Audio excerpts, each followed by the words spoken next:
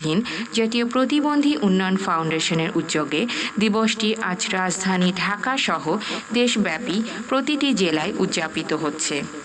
জাতিসংঘ ঘোষিত এবারের প্রতিপাদ্য fostering disability inclusive for advancing social progress, Bangla ভাষায় প্রতিবন্ধিতা অন্তর্ভুক্তিমূলক সমাজ গড়ি, সামাজিক অগ্রগতি ত্বরান্বিত করি।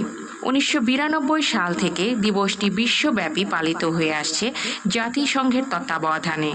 প্রতিবন্ধী ব্যক্তিদের প্রতি সহমর্মিতা ও সহযোগিতা প্রদর্শন ও তাদের কর্মকাণ্ডের প্রতি সম্মান জানানোর উদ্দেশ্যেই এই দিবসটির সূচনা।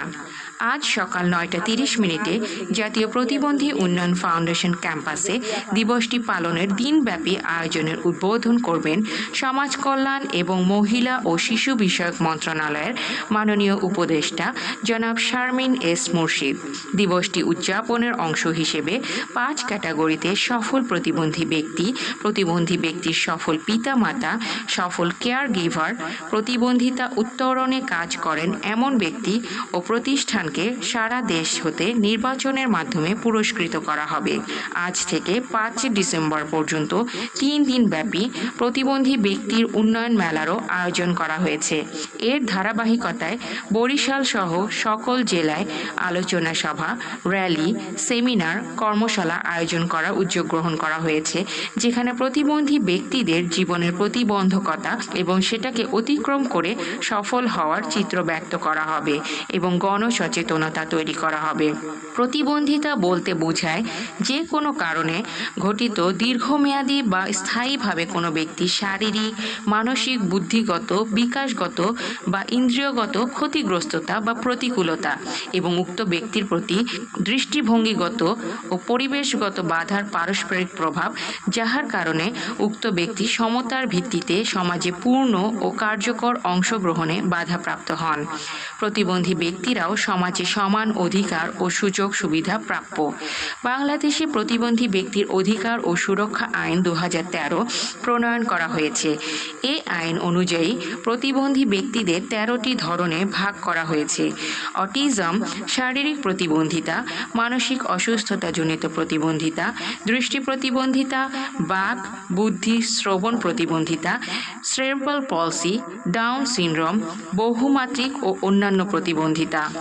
বাংলাদেশের মোট জনসংখ্যার একটি উল্লেখযোগ্য অংশ প্রতিবন্ধী ব্যক্তি। প্রতিবন্ধী জনগোষ্ঠীর সঠিক পরিসংখ্যান নির্ণয়ের লক্ষ্যে সমাজসেবা অধিদপ্তর 2012-2013 অর্থবছর থেকে ডিসাবিলিটি ইনফরমেশন সিস্টেম সফটওয়্যার তথ্য সন্নিবেশ করে জাতীয় প্রতিবন্ধী তথ্য ভাণ্ডার তৈরি করেছে।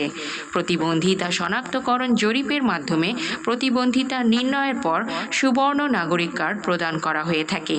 বর্তমানে প্রতিবন্ধী ব্যক্তির সংখ্যা 2025 সালের সেপ্টেম্বর পর্যন্ত হিসাব অনুযায়ী 36,51,676 জন।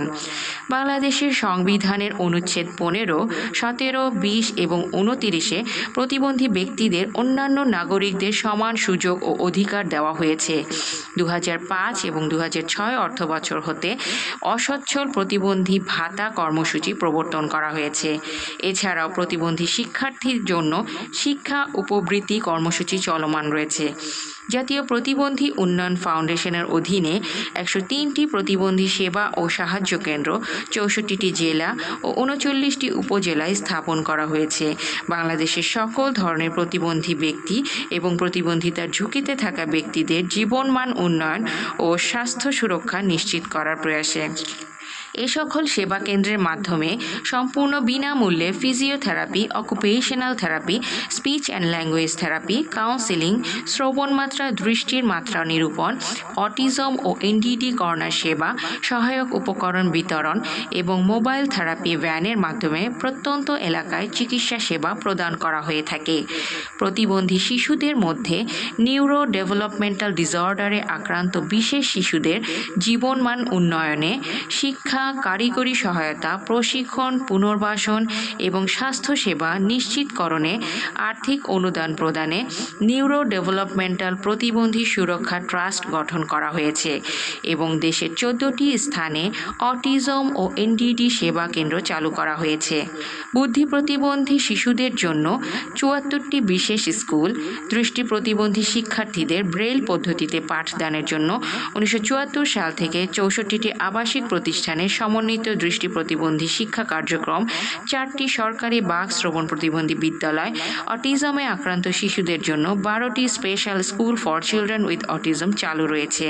শারীরিক প্রতিবন্ধী ব্যক্তিদের কর্মসংস্থান ও উন্নয়নে শারীরিক প্রতিবন্ধী সুরক্ষা ট্রাস্ট মৈত্রী শিল্প কার্যক্রম চালু করেছে। সরকারি প্রতিষ্ঠানসমূহের পাশাপাশি বেসরকারি উদ্যোগে প্রতিবন্ধী ব্যক্তিদের নিয়ে নানা ধরনের কর্মসূচি পরিচালিত হচ্ছে। সর্বোপরি উপযুক্ত পরিবেশ প্রদান করা হলে প্রতিবন্ধী ব্যক্তিরাও তাদের মেধা, প্রতিভা বিকশিত করে সমাজের সকল স্তরে অবদান রাখতে সক্ষম। তাই প্রতিবন্ধী ব্যক্তিদের প্রতি দৃষ্টিভঙ্গির পরিবর্তন করা, তাদের প্রতি সম্মান ও মর্যাদাপূর্ণ আচরণ করা এবং সহযোগিতার হাত বাড়িয়ে দেওয়া প্রতিটি মানুষেরই দায়িত্ব।